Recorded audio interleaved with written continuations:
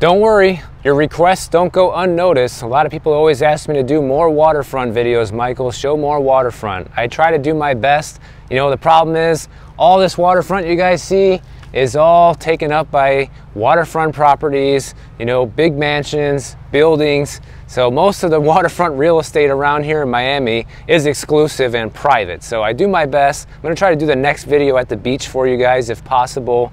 Just that sometimes it's too windy and it's just not gonna be a good video if it's too windy. But I'll try to make the next one at the beach for you. So today we'll do a hybrid. We got a little bit of waterfront shots here in Surfside as we walk through the neighborhood, and you'll see some houses too. Now I want to do a housing market update video because we just got the most recent November numbers from Fred and from Redfin, and I want to go over this with you guys to see what's going on in the market right now and point out some unusual things that are happening. So let's start with the Fred data, and we'll take a look at the active listing count in the United States, which actually went up in November from October. And it has been going up steadily for the past several months, as you can see. And interestingly enough, we have positive inventory growth year over year, not by a whole lot, but as you can see, as of November's data, we have 754,846 listings.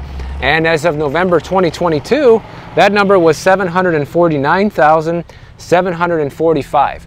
So it is highly unusual for inventory to be higher in November, especially year over year, but that's what we're seeing, guys. And one of my viewers, Alan, he sent me a couple of Fred charts to pay attention to as well in terms of what's happening with inventory. He pointed out that, hey, look, Michael, in Florida, we had inventory grow 10,000 units from October through November.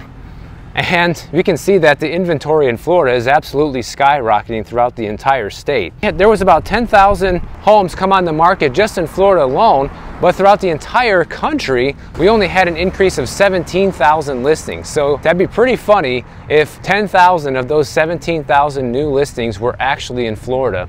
And I wouldn't be surprised. You know, my theory on this, if that's actually the case, is number one, Florida has a ton of second homes here. People own homes that they don't live in, that are investment properties, that they're probably looking to unload with how expensive it is to own these properties now. And number two, it's nice here in the wintertime, so it makes it easy to sell real estate in terms of there's a lot of people coming down, you have snowbirds, people looking for properties even at this time of year, and the weather's nice, it's not freezing like everywhere else, so it's still a good time to be out looking for properties. Here we have a 3-bedroom, 3-bath house for sale for $1.5 million, but they've been trying to sell it since May of 2023, and they've already taken a 16% price reduction, started off at almost $1.8 million, down to $1.5 million, and the house still isn't sold. But don't worry, this market's fantastic, everything's flying off the shelf. But their property tax bill's at least low, because it's not a flip, at only $4,400 a year, which isn't bad for a house that's supposedly worth this much. You see, guys, I'm telling you, this is happening all over Miami. You're going from this right here to this. That house has to be double or triple the size of the one next door, and it comes with triple the price tag as well. Now here's something else for us to look at. When we look at historical inventory trends with the Fred data, we notice a very steady pattern up until the pandemic of inventory ebbing and flowing from the spring and summer months down to the winter months. And in the winter months, inventory always goes down. But what do we notice this year? We notice that inventory continues to go up. In fact, it is now up year over year, according to Fred's data. So show me on the last time on this chart when this happened. Now I realize this data only goes back to 2016, but show me, guys, when was the last time this happened? Oh, that's right, it didn't. And the funny thing is, no one's paying attention to this. No one is saying, oh, that's kind of strange. Maybe this means that something's broken in the housing market.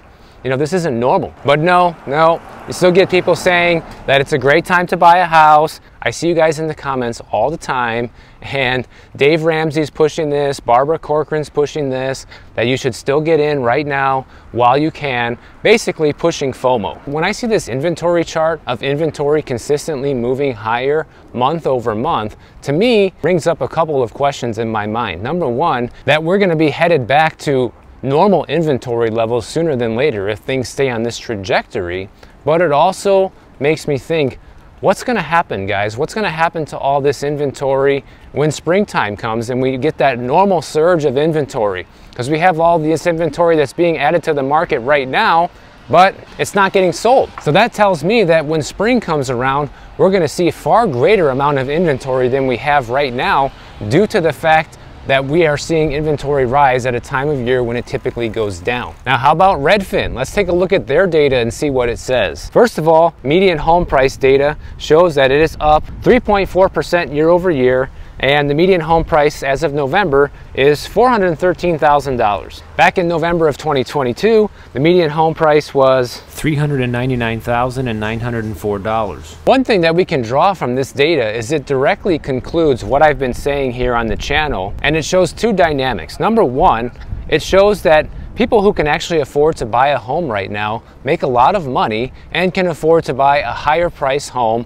therefore pushing up the median price house. But at the same time, the amount of home sales is down pretty dramatically at negative 8.6% year over year and continuing to fall. So one thing I've been trying to prove here on the channel, my theory and what's happening, is we're seeing the amount of homes selling continue to go down, but the median home price is continuing to go up. And the reason for that is because the ones that are selling for more money, even though there's less overall closed sales, therefore pushing up the median sale price. And it is reflected in this data we're looking at right now. My question to you is, what would happen if the number of homes sold was going up? Well, it would mean that inventory is also going up.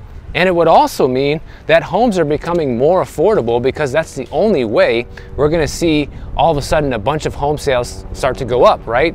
Because most people can't afford a house right now, which is why the sales are so low. So the only way that number goes up is if that trend reverses. Makes sense, right? So this theory works in reverse as well, because if we start seeing a lot of homes selling, that's because people can afford them, and ultimately means that there's more homes selling for less money, which will push the median home price down. Here we have a house for rent for $7,400 a month. It's been listed since the beginning of October, no takers, so that's 2 months of lost revenue. We can also thank Redfin for hiding listing data, so good thing we have the trusty MLS data to see what's the history of this rental property. And check this out. Back in October of 2022, they were able to get this place rented for $8,500 a month. Fast forward to today, they can't even rent it for $7,400, guys. That is an $1,100 difference. Talk about the price of rent coming down. There you go. And if we go back farther than that, not in the too distant past of 2018, this place used to rent for $34.75 a month. Now $8,500 and now $7,400. That is absolutely crazy. Property tax bill here is a cool $20,000 a year. Now, when we look at Redfin's inventory numbers, it reflects the same thing that the Fred charts do, and that is slowly it's continuing to creep up this time of year when it normally goes down. And just by looking at this data chart, you guys can see how much of an anomaly this is. It just doesn't happen, guys. Now, here's another data point from Redfin that we can look at that proves what I was saying earlier, that what I think is gonna happen is you're gonna see all this inventory we have now remain on the market throughout winter and into spring of 2024, but then we're going to get this deluge of inventory in 2024 that we get every spring and summer, and it's just going to add to this amount of inventory. And here's what proves that. When you look at the number of newly listed homes on Redfin, you can see it's actually going down, and it has been for the past few months. So you have less and less people putting their homes on the market during this fall and winter season, which is the normal trend that it follows, as we can see through Redfin's chart. But yet the number of housing inventory continues to climb. So the only thing that can explain that dynamic is the fact that you have homes that are not selling, guys. The houses that are getting listed are not selling, and they're just sitting on the market as people continue to add more inventory to that market. So this number continues to creep up little by little. But like I said, what's going to happen when spring comes around and we get that huge inventory surge that we see every single season? I think you're going to see inventory double from the numbers that we're at right now, and it's going to be at if not very close to pre-pandemic levels. And finally, the inventory crisis is going to be solved throughout most parts of the country. That's where I see this going right now if things keep going in this direction. If things keep going like this, come spring of 2024, inventory is going to be absolutely through the roof, which is a good thing, you know? In no way is that a bad thing. That's a good thing for everybody, guys. It's a good thing for sellers who've been wanting to unload their property and move to a different location for whatever reason. And it's also a great thing for buyers. And this will ultimately lower prices. Maybe not at first, but when you have a huge surge in inventory like that, just like Florida is seeing, you're not seeing the prices come down dramatically just yet. But the longer that most of these homes sit on the market, then the more prices will come down as the real sellers will emerge, and people who really want to sell are going to be the ones that make the necessary price cuts, and the ones who don't, the ones who are just playing games, are going to leave it sitting there on the market forever like we see all the time. And this is why I just laugh when I hear this ridiculous advice that Dave Ramsey and Barbara Corcoran are giving people, that you should just rush out and buy something right now, guys. Like, we are literally seeing inventory rise year over year right now, according to the Fred data. So how does that mean you should rush out and buy? That means every single month for the past like 5-6 months, more and more inventory is sitting on the US housing market. And the longer this inventory sits, the more likely people are going to be willing to sell it to you at a discount. And you know, I've seen this with my own eyes, guys. Like, I was in California for a good chunk of the summer, and if you go back to the videos I did when I was there, I displayed numerous examples of houses that were sold 4 or 5 years ago over there, and today those homes are listed for sale for less money than those people paid back then, even pre-pandemic. That's how crazy it is when people overpay for real estate sometimes. And that's the problem I have with people like Dave Ramsey telling people to go out and buy right now and don't worry about it, refinance later. It's a bunch of BS, guys. In fact, speaking of losses in California, check this out. One of my viewers, Patrick, sent me this story about how 1 in 8 home sellers in San Francisco and the southern part of the peninsula are losing money on their home sales right now. Just so you know, that's about 13%, 12.5% of all home sales happening in this area are losing money, meaning that they're selling these homes for less than they paid for them as well. And who are these people that are losing money? People that bought at the height of the pandemic in 2021 and 2022, waived all their contingencies, got into bidding wars, paid over asking price for the house. Those are the people who are losing money right now, and I don't feel bad for them one bit, guys. In fact, that's a lesson well deserved if you ask me. So this 13% figure of people who are losing money on the sales is 4 times the national average, which still means that about 3% of all sales throughout the entire country are losing money right now, which is, nobody should be losing money if this is such a great housing market and everything's going through the roof like Dave Ramsey says it is. Nobody should be losing money right now, but yet that's not what we're seeing happen. And I covered this a little bit before in terms of the number, but the average loss in the Bay Area right now is $122,500, guys. Imagine losing that much money on a sale of a home. There's places in the Midwest where houses don't even cost that much, and that's what these people are losing on average per transaction. The economist at Redfin says that all these people that are taking these losses right now are typically doing so because of a job loss, a divorce, or other event in their life that doesn't allow them to wait for a turnaround. They're moving because they have to. What has Michael been saying here on the channel of why a lot of people are going to continue selling? Oh, right, because they have to, right? It's totally unrealistic to be thinking that all these people that have these fantastic interest rates are just never going to sell their houses, guys. That's not reality, and we're seeing it happen right now. These people who are selling for a loss are selling because they have to. And you're going to continue seeing this trend over the next couple of years, that people that thought that they were going to just game the system and make all this money, it's not happening because life turned around for them. Something happened where they're going to have to sell now regardless of the future and take that loss.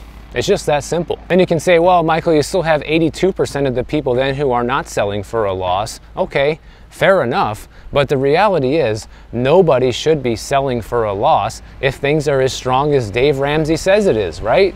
Everybody should be making money hand over fist still in this housing market, which clearly is not happening. And prices in this area are starting to reflect this as well, because when they look at San Mateo County in October, the median price for San Mateo County was $2.1 million, which is still a crazy amount of money. But in April of 2022, which was the peak of this market, the prices were $2.4 million, guys. So prices have declined 13% already from their peak in San Mateo County, which is arguably on the verge of a crash, if you ask me. You know, once it gets pretty close to that 20% decline from peak to where it is now, that's a crash. At least in my opinion, it is. You guys can see that the size of some of these waterfront mansions is just absolutely crazy. And they're building another one right here. This place is like an institution.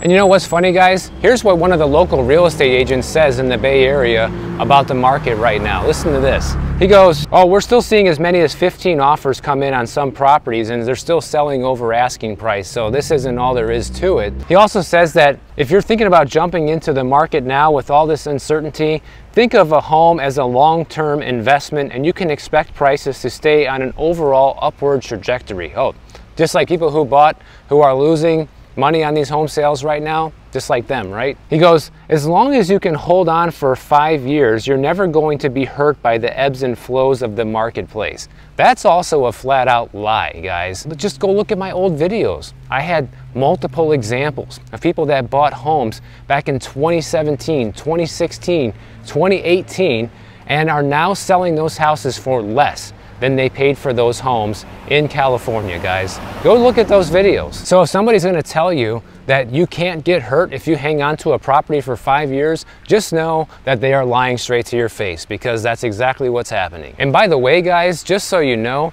if I ever say anything here on the channel that's not true, a lot of times people will call me out on it, but it's not because I'm doing it to lie to people or to mislead anyone. If I say anything that's not true here on the channel, it's an honest mistake. It's just a mistake. People make mistakes. You get the wrong information sometimes. Doesn't happen very often, but I also correct those mistakes when I can. But that's a lot different than somebody like Dave Ramsey and Barbara Corcoran, who, you know, are completely tied to real estate in terms of their overall well-being and their businesses and their living. You know, they have every incentive to tell you to go and keep buying right now. Whereas I could care less if you buy. You know, if you use my link in the description below to buy a house, yeah, am I gonna get a cut from that? I will, but I don't care if you do it or not. That's not gonna make or break things for me, and I don't want people doing that unless they are ready to do it, unless they feel like this is the time and I found the right house. So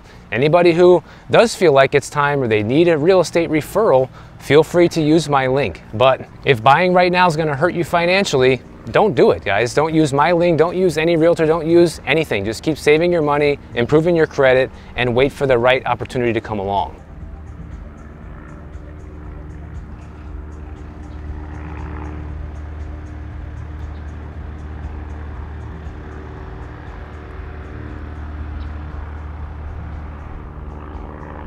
And this leads me directly into the next thing here, which is a new survey from Bank of America just revealed something pretty alarming about people's mentality about real estate right now. It says that fewer Americans are willing to wait to buy homes in this current environment of high prices and mortgage rates. According to this survey, it says that 62% of prospective home buyers said this week they're waiting until mortgage rates and prices fall before buying a house. Still a healthy amount. However, 6 months ago, when Bank of America did this survey, that number was 85%. So the amount of people willing to wait things out right now has gone down 23%, guys. That's a pretty significant drop. So it sounds like more and more people are continuing to listen to people like Dave Ramsey, and you know, I'm sorry to hear that, because I just think that so many people are going to get burned from this by just jumping in at the wrong time. I'm fully aware that there's never like 100% right time to do anything in life, including buying a house, but there are better times to do things and worse time to do things. And this is definitely one of those worst times. And we can already see some of this reflected right now in the current sales trends, because in September, the sales of brand new single family homes rose 12% year over year to 759,000 compared to the previous month. And The brand new home sales are up 34% from a year ago, guys. And we've talked about this. The main reason these home sales are up is because these home builders are offering fantastic incentives for people to buy these homes along with reduced prices. Literally, the price of these brand new homes has fallen 18% since the peak of home prices for brand new homes. So this is not really that surprising to see people are taking advantage of the opportunities that are available with brand new houses. So part of the thing that's pushing people to buy is also not just that, you know, people have the FOMO, which is the fear of missing out, but it's also people's mentality with real estate. A lot of people say that owning a house is a sign of success, it's a sign of financial stability, which is kind of true. And one of the guys from Bank of America says when it comes down to it, if buying a home is your goal and within your budget, the best time to buy is when you're ready financially and you can find a home that fits your needs. Which I agree with that sentiment, but I don't agree with his second statement here, where he says even in the current interest rate environment, there are clear benefits to purchasing a home and beginning to build equity.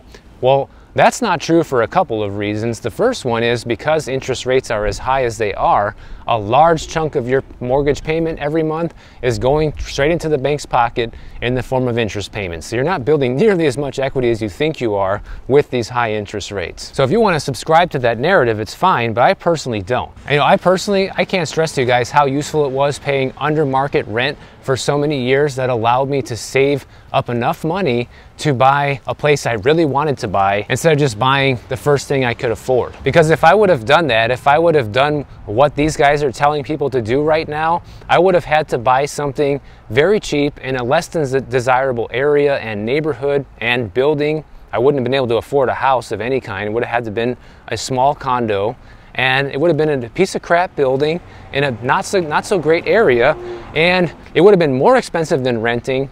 And on top of that, my quality of life would have diminished tremendously because I wouldn't be living by the beach anymore, which is the whole point in living in Miami, if you ask me. So just from the quality of life hit and the practicality of paying less in rent than to own a place were two huge reasons for me not to jump into buying a place to live in until those dynamics shifted. And because I decided to stick with renting for so long, it saved me a tremendous amount of money, guys, because for a long time, renting was substantially cheaper in Miami. We're talking, if I don't have a percentage for you, but at least 30 or 40% cheaper. And it's only up until recently that owning a home is kind of on par with the rent prices here because both of those things have shot through the roof. But now rental prices are starting to come back down in Miami, and we're starting to see that dynamic reverse once again, where it is in fact cheaper in many cases to rent than it is to own something. That might not be the case where you live, but it's the case in 90% of cities across the United States right now.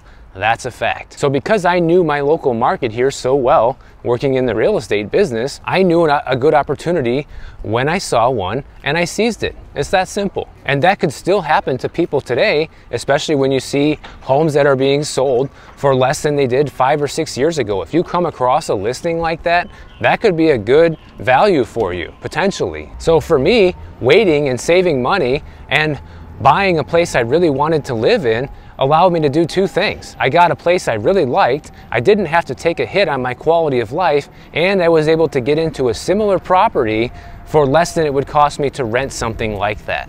So if you can put those things together right now on a checklist, and you can find a property that meets that for you, then by all means, move forward, guys. But that is becoming almost impossible to find under the circumstances of today's market. You know, personally, my view on just buying a place to live as residential real estate, not as an investment or anything, I would much rather wait and buy something that I really want, even if it takes 5 more years, then buy something now that you really don't like just to become a homeowner and hope that you're going to be able to unload that property and move up to the next best thing when that opportunity comes along. Because another thing you have to consider is if you really wanted to buy that house or condo, whatever it was highly desirable to you, then there's a good chance it might be highly desirable to the next person. It's going to have higher resale value. It's going to allow you to get a better price for that property in the future versus just buying something at the bottom of the barrel that by the time you're really ready to sell it,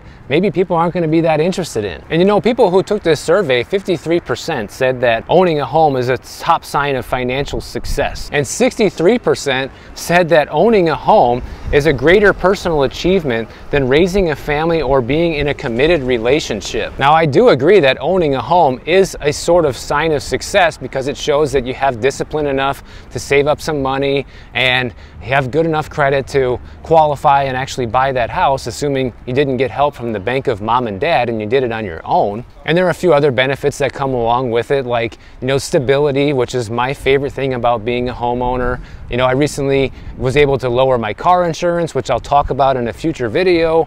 Because I'm a homeowner, that's one of the discounts I got. And so I do think people should own a home if it's one of their goals in life, because it is a form of success for sure. And buying the right place can definitely help you build equity. But basically what I'm trying to say is it should not come at the cost or the compromise of, you know, giving up something you really wanted in a home just to become a homeowner, guys. You shouldn't be, you know, overlooking the size and the location and the features of the home that are crucial to you in order to just get into the homeownership ladder. I don't think that's the smart thing to do. I think people should wait until they can check most of their boxes off the list, wait till they can find and afford a property like that, and then go for it regardless of what's happening in the market. That's going to be the easiest way to ensure that you don't regret your decision in the future. If you guys enjoyed this video, make sure you subscribe to the channel, and if you don't want to wait for my next video to come out, check out this one on the screen right over here, and I'll see you in the next one.